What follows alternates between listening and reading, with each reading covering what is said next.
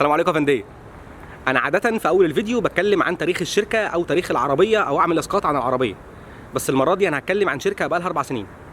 لا انت ما سمعتش غلط، مش العربيه اللي بقى لها 4 سنين، الشركه بقى لها 4 سنين. الحقيقه انا عندي قلاشات من هنا للصين على الموضوع ده، بس خلينا نتكلم جد شويه. الناس دي في 4 سنين عملت العربيات دي كلها امتى؟ انا احمد نوح من اوتوفندي، والنهارده هنتكلم عن سينوفا اكس 25.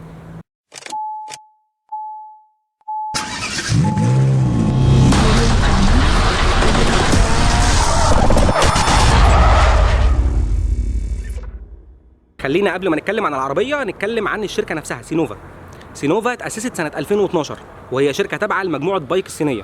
دي مجموعة مملوكة بالكامل للحكومة الصينية. المجموعة دي بتمتلك شركات كتير جدا منها سينوفا. مش عارف بصراحة هم عملوا العربيات دي كلها امتى او طوروها امتى، بس على ما يبدو ان التطوير كان شغال من قبل ما الشركة اصلا تطلع، لان في 2009 بايك اشترت عربيتين من ساب 93 و95.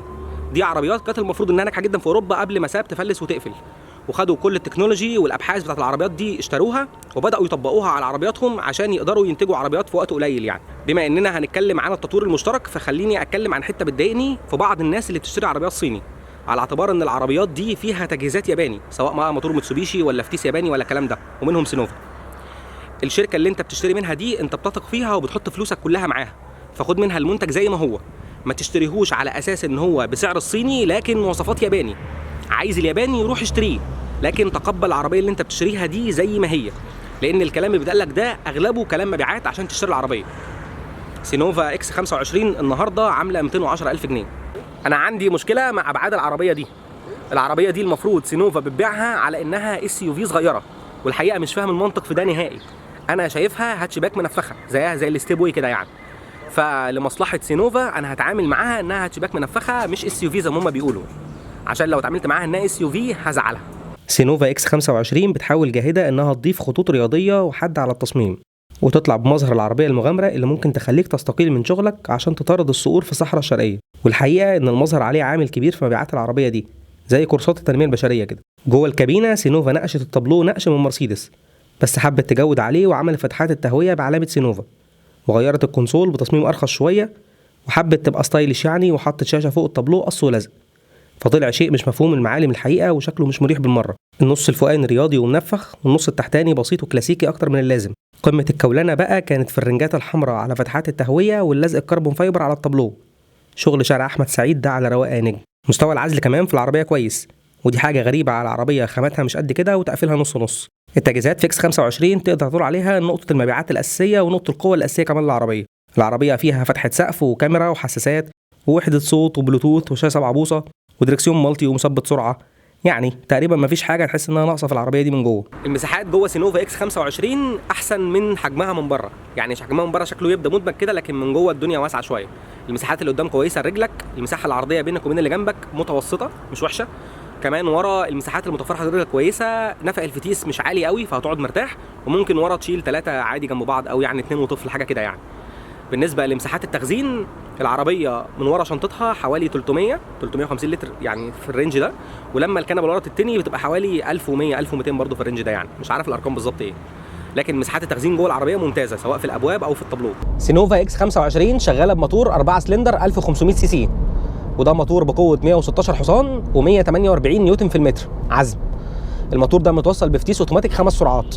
خلينا نتكلم عن الموتور بشكل منفصل شويه. يعني الموتور ده استجابته مبهره في المشي العادي، منين ما هتدوس على الدواسه هتلاقي الاستجابه اسرع ما انت متوقع بكتير، حتى هتلاقي العربيه بتنط منك كده في بعض الاحيان وانت مش واخد بالك. يعني في السرعات المتوسطه الاستجابه بتقل شويتين، ولكن الموضوع اعتقد ان هو جاي اكتر من الفتيس مش من الموتور، لان الموتور بيقوم والفتيس ما بيلضمش معاه غير بعديها بثانيتين مثلا. طبعا انت كده خدت الانطباع عن الفتيس ما بيفهمش انت عايز ايه، بيتلخبط كتير، مبقاش عارف النقله اللي انت عايزها، ساعات ياخد نقله في اخرها خالص وبعدين هوب يروح واخد اللي بعدها تاني على طول. بشكل عام ما هواش معمول للاداء الرياضي. حتى في المشي السلس العادي الفتيس ممل شويه ويمكن ما بيفهمكش قوي، ساعات هتدوس وتلاقي الموتور جه معاك بس الفتيس ما جاش.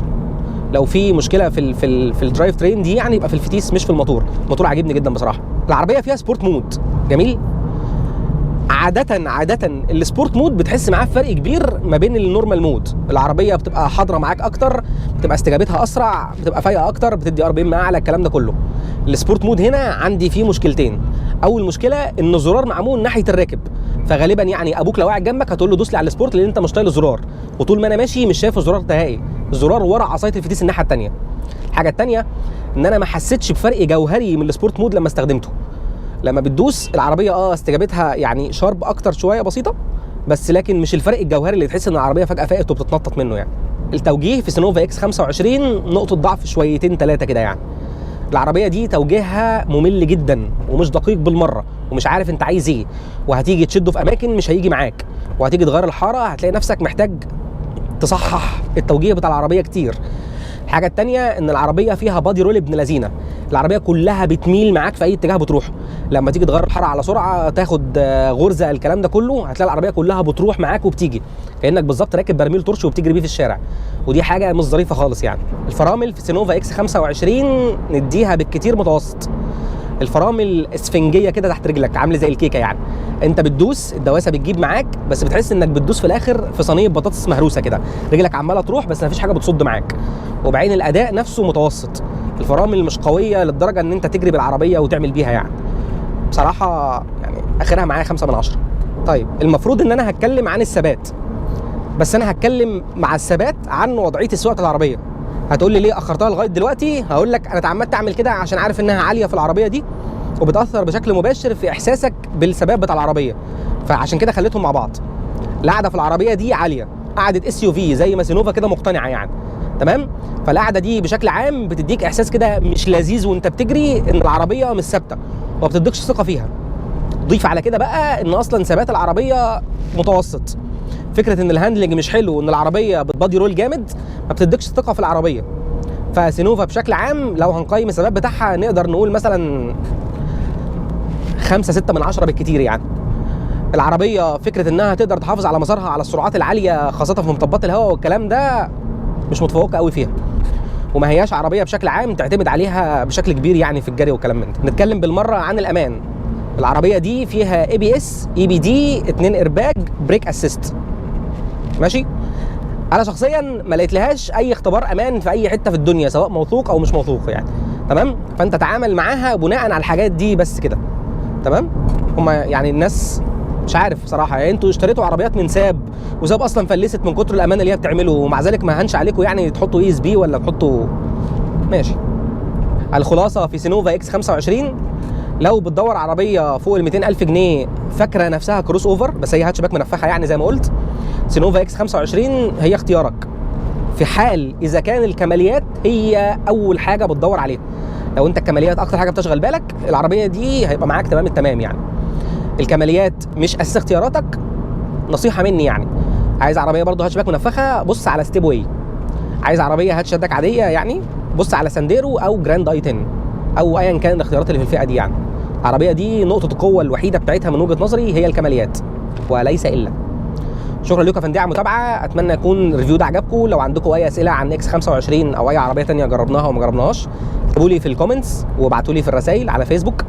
اعملوا سبسكرايب على يوتيوب عشان تشوفوا كل الفيديوهات، اعملوا فولو على انستجرام عشان تشوفوا كل الكواليس، واعملوا لايك على فيسبوك عشان تشوفوا الاخبار الجديده. انا احمد نوح من اوتوفندي، اللينك بتاع بروفايلي في الديسكربشن. السلام عليكم يا فندم.